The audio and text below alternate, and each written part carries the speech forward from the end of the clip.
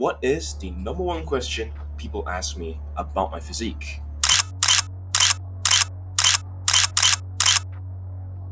Well, today I'm going to show you some of the best exercises I used to build my chest, and the best part is they don't require any weights at all and close to no equipment.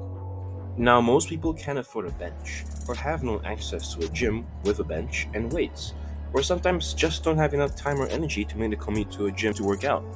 Well, some of the exercises I'm going to show you require little to no equipment at all and can be done in the comfort of your own home. And at the end, I'm going to show you guys my personal chest day workout that you can sort of sample, take inspiration from to create your own workouts, or even just adjust your current strength level so you can do it yourselves. So without any further ado, the first exercise that I personally did to build my chest was push-ups. Now push-ups may sound pretty easy, some even consider them too easy and not worth doing, but I'm going to show you exactly why there's such a high yield exercise, especially if you do it right. Now, first, get into a plank position but with both your arms straight. Make sure your scapula is protracted, core tight, butt cheeks clenched, and just lower yourself down, touch your chest on the ground, and then you push up again. Now, at the top of the rep, make sure you remember to protract your scapula again. It's pretty simple, but let's just say you can't do push-ups yet. There's no shame in that. Everyone starts off at different levels of strength, or some might even be recovering from an injury. Nevertheless, the next progression to the push-ups is knee push-ups. I don't like calling it the girl push-up because it implies that the exercise is the easier, the cheating version of the push-up.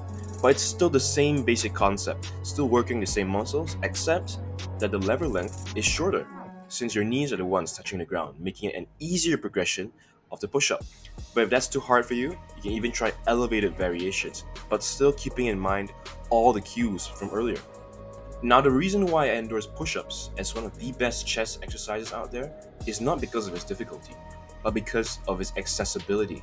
As said earlier, not everyone has access to a gym with weights or even have enough time to make the commute or even get a proper workout in. With push-ups, you can drop anytime, anywhere, and just do a couple of reps. A quick set in between classes, on the way to the bathroom, while at your desk at work. Even if you find it too difficult to do push-ups at first, the more frequently you do them, the stronger you're gonna get and the better you get at them. Additionally, there's different variations of push-ups, wide push-ups, close grip push-ups, even weighted push-ups.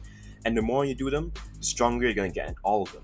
This is very similar to the training technique known as greasing the groove, which is basically performing an exercise frequently enough throughout the day to allow for a greater volume in training and practice without excessive fatigue, leading to very rapid gains in strength. This is exactly how I started out. I was barely able to do any push-ups, so I started out with knee push-ups and eventually I was able to progress onto regular push-ups. And from there, I started working on making push-ups harder, such as using weights or resistance bands or even different exercises that utilize more of your body weight than push-ups. Speaking of that, now we move on to dips. So usually most people don't really have access to a set of parallel bars, so I recommend getting a set of these rings. Rings are really portable. All you need is a place to hang them on, be it a tree branch, a basketball hoop, or even a pull-up bar. I managed to find mine online, but you guys can check in your local gym store or whatever. So, compared to push-ups, dips are a lot harder as you're not only pushing a portion of your body weight in the push-up, but you're also pushing 100% of your body weight up and down. So I'd really recommend mastering push-ups first before attempting this. So to do the dip, you just gotta hop up and stabilize yourself on the rings or on the parallel bars. And in ring dips, you really have to stabilize yourself, which I honestly think is the main differentiating factor compared to regular dips in building a bigger chest.